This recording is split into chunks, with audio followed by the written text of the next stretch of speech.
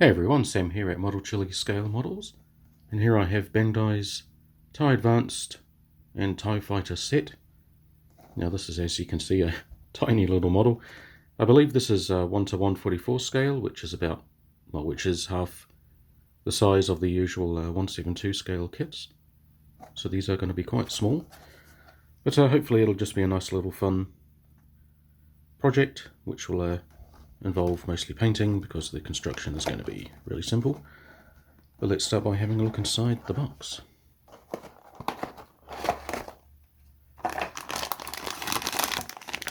Alright, so we've got one bag of all the sprues, some stickers there for the canopy, and a few extra details.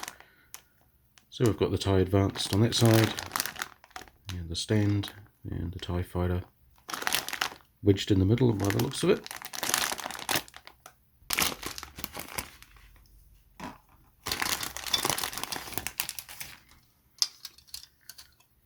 And so there's a single stand which you could mount the TIE Advanced on, and there's also an extra clip to mount them side by side. So here the first sprue, so we've got half of the TIE Advanced there, and here's the TIE Fighter, so one of the wing panels. All of the usual super crisp moulding from Bandai. So this is going to hold a pin wash really nice. Once it's painted, there's the other panel and the back of the body. Very crisp. And the other half of the Advanced with the canopy. So there's no clear parts, no figures. So it's all just going to be painted. And if you do enjoy this video and you want to see more Star Wars builds, both big and small, then please consider subscribing so you can see all of the future builds that are coming up, which will include quite a few more of these miniature Star Wars kits from Bandai, and I'll also branch out to other sci-fi topics like Star Trek and Battlestar Galactica, Babylon 5, and a few other topics coming out in the future. I think I'll mainly be focusing on some Star Wars builds before Christmas, and then yeah, we'll see how things go from there. So if you do enjoy the video, please remember to like and leave a comment, and yeah, I'll hope to see you in the next video.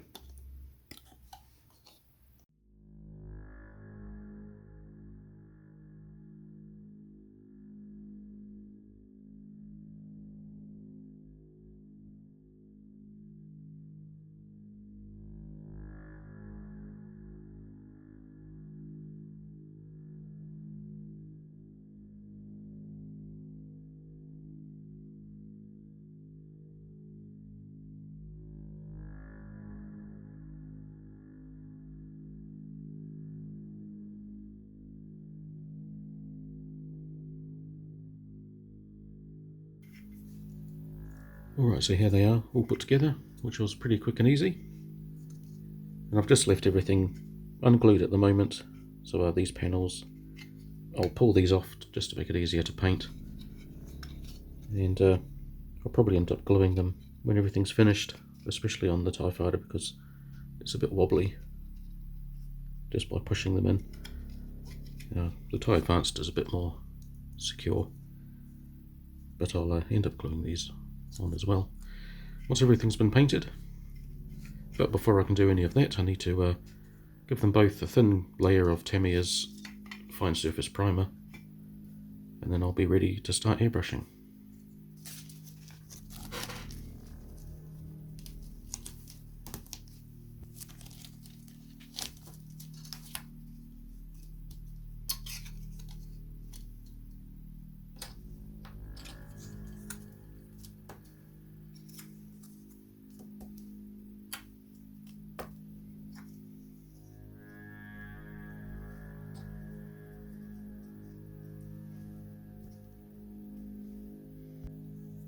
Alright, so now that the primer's gone down, I'm going to do a base coat of Vallejo Model Air Black, and that'll just create a nice shadow layer over the entire model, so when I go in with the top coat, it'll create a nice bit of depth and a variation, especially in all the little recesses.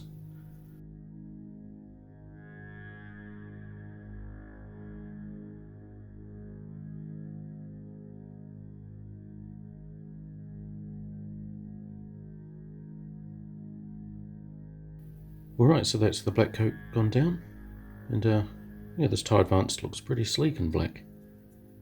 Maybe that should have been Darth Vader's colour of choice. But anyway, so now onto the top coat.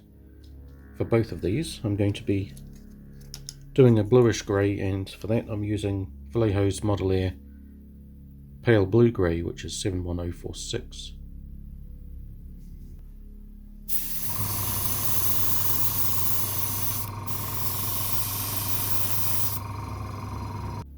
So with the pale blue grey down, it's ready for a clear coat. But as I was painting it black and then grey, I noticed these sort of mould blemishes coming up on the TIE Fighter panels, as you can see here. This isn't actually due to the paint, it's just due to the sort of mould of the plastic. And because of the ribbed sections of these panels, it kind of highlights the paint a bit more, so there's really not much I can do about that. Short of sanding it all back and then repainting it, but I don't want to lose all of this detail. So that's a bit of a shame, really. It's quite unlike Bandai to have such flaws in their mouldings. Hopefully it won't be so obvious once I paint all of these panels black again, and then I put a flat coat over the whole thing, but yeah, I don't think there's really much I can do.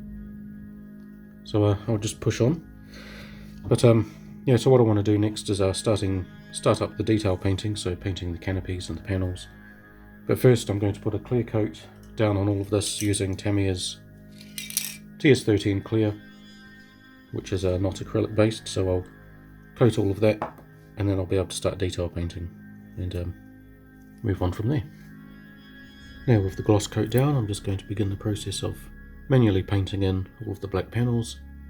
So I'm just using the Vallejo black that I used before, and I've just thinned it down just a little bit with a bit of water. So I'm going to do multiple thin coats to get a nice consistent colour.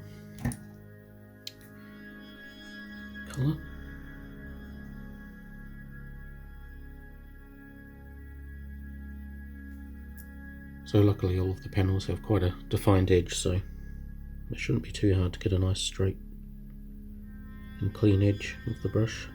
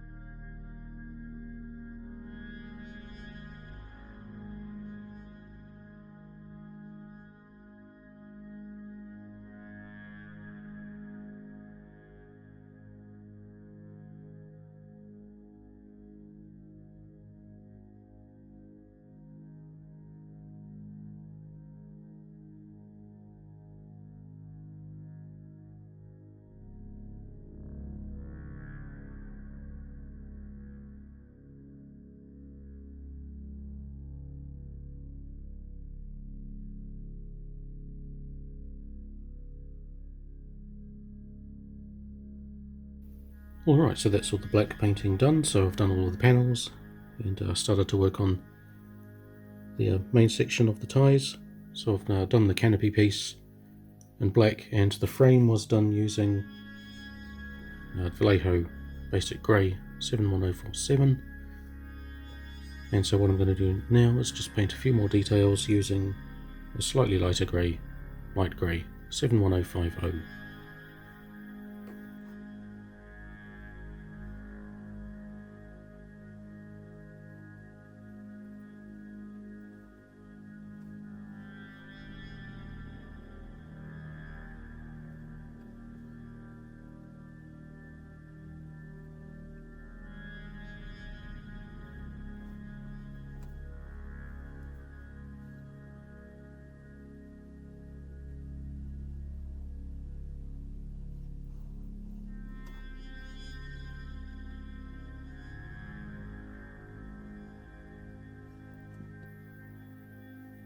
So I want to paint the laser cannons orange. So I'm just going in with a bit of aluminium just to help the orange show up a bit better on these laser cannon tips.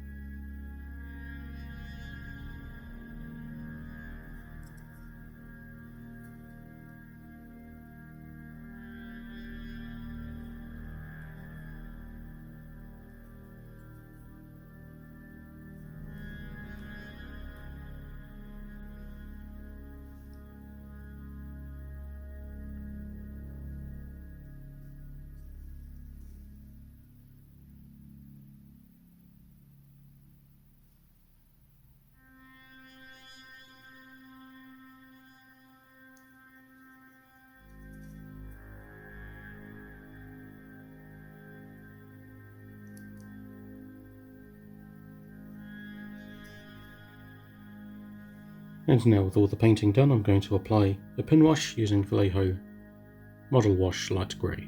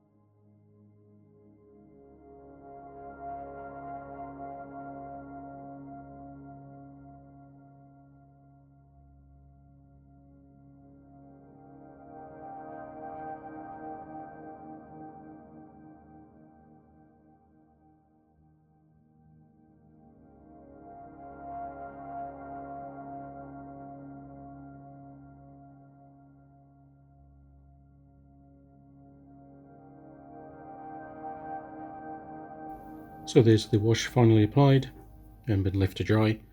And as you can see, it's gone into all of the recessed areas, but there's little bits here and there, little patches that have spilled over the edge, and I just want to clean those up. So I've just got a bit of acrylic thinner on the end of a cotton bud. So I can just wipe this over all the parts I want to clean up. And this is the reason I put down a Tamiya clear coat over the top of the base coat to protect the paint underneath.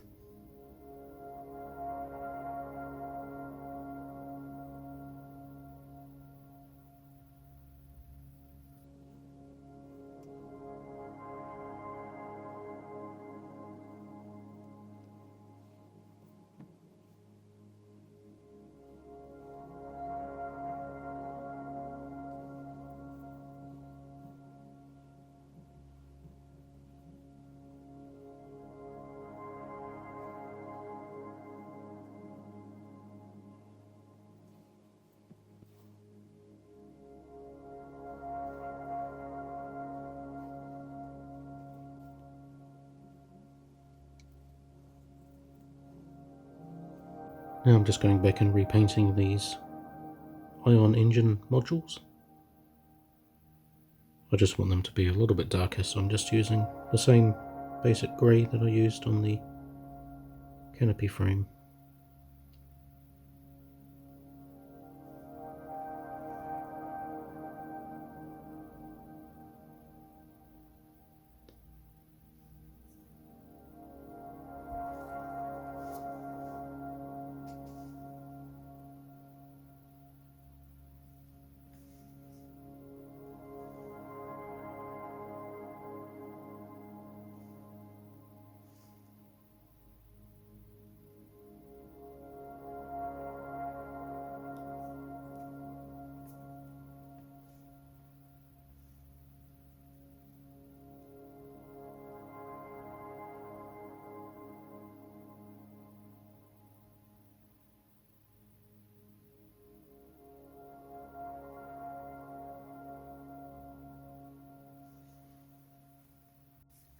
And now using Vallejo dark grey wash, I'm just going to go in and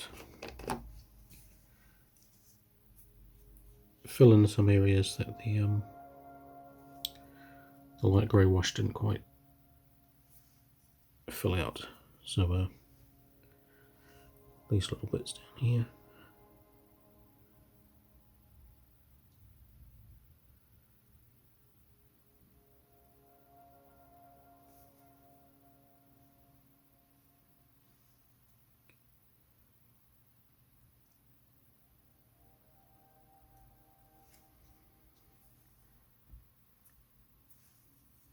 In these little sections.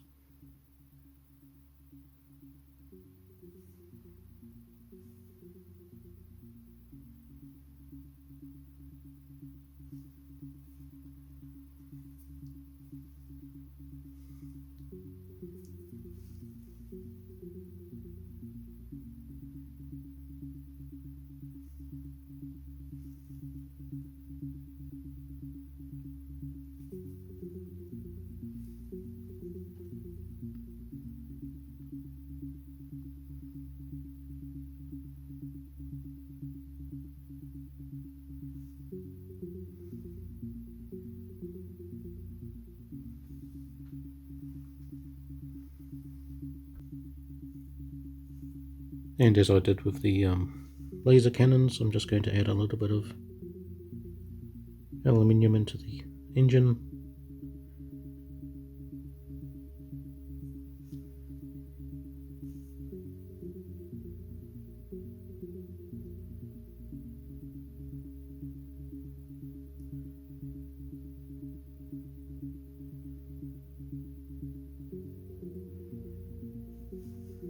And followed by a spot of metallic red.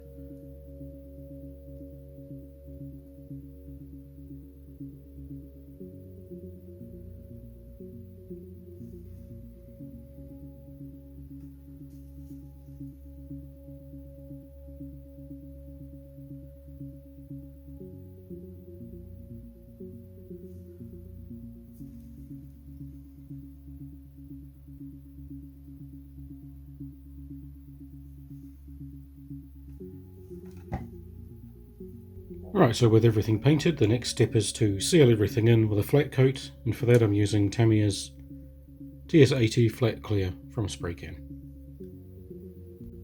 So that's the flat coat gone down, and now it's looking nice and flat, and the paint's pretty well protected from wear and tear. So now the final step is to finally glue on the panels, and then we'll be done.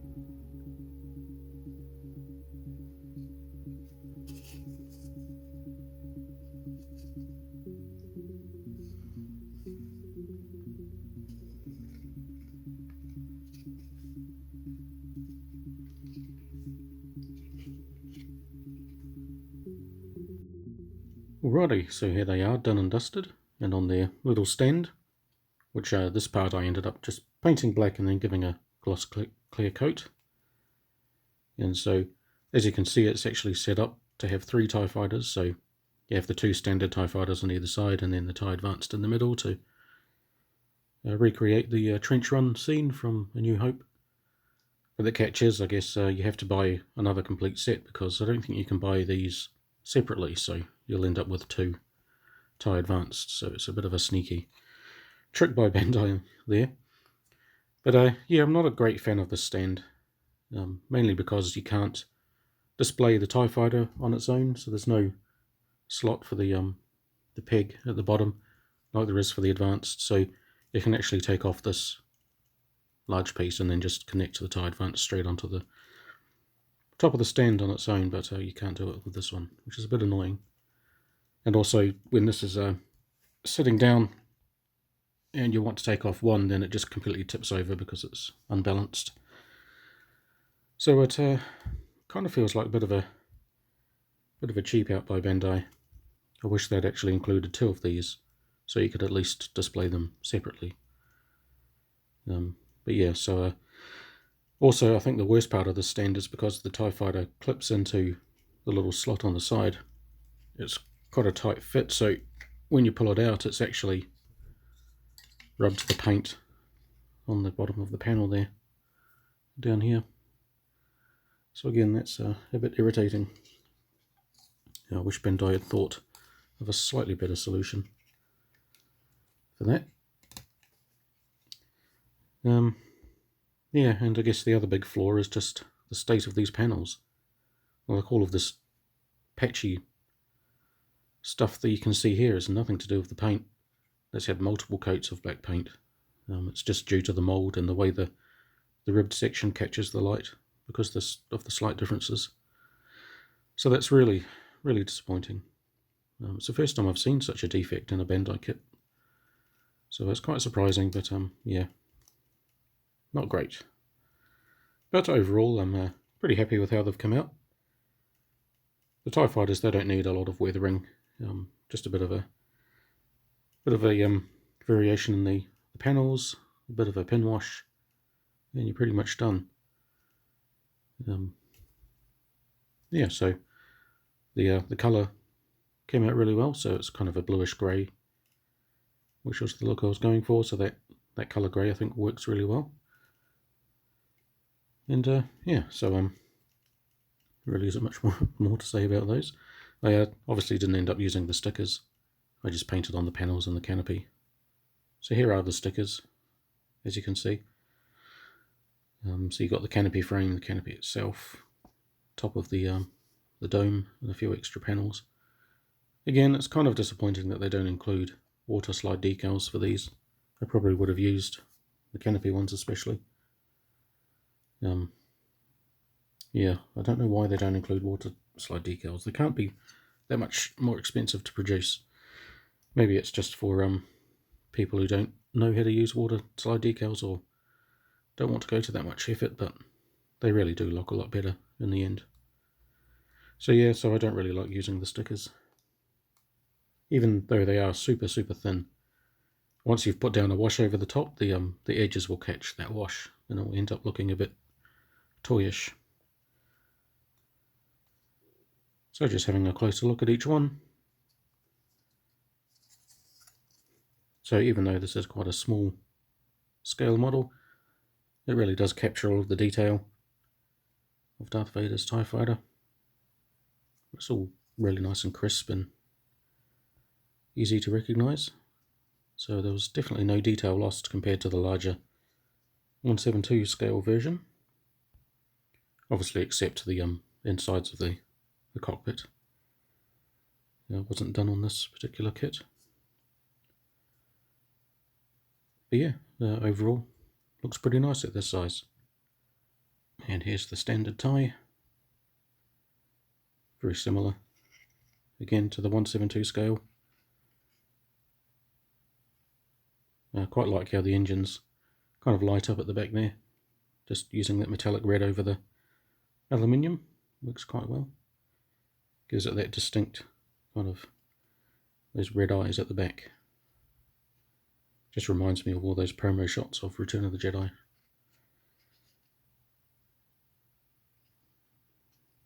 And just for the sake of comparison, here they are next to their 1/7/2 scale counterparts. And I did these larger versions way back before I started the channel, so I've got a review video on these, but I don't actually have a build video, so yeah. So this will be the first build video I've done of the actual TIE Fighter. But as you can see, half the scale doesn't necessarily mean half the size. There's quite a substantial volume difference between the two. Although I actually do like the smaller size. There's something kind of cool about it. It just makes a nice little display piece that fits anywhere really. And so here they are next to my previous Star Wars Bandai miniature builds. So if you've enjoyed this video or enjoyed any of these other previous ones, then make sure to subscribe, because I'm going to have some more of these coming in the very near future. And as always, please leave a comment below if you've got any questions about the paints or tools that I used. Please ask and I'll do my best to answer. And your feedback is always welcome, and I read every single comment that I get, so yeah, you won't go unnoticed. So thanks for watching, and until next time, we'll destroy them ship to ship, get the crews to their fighters.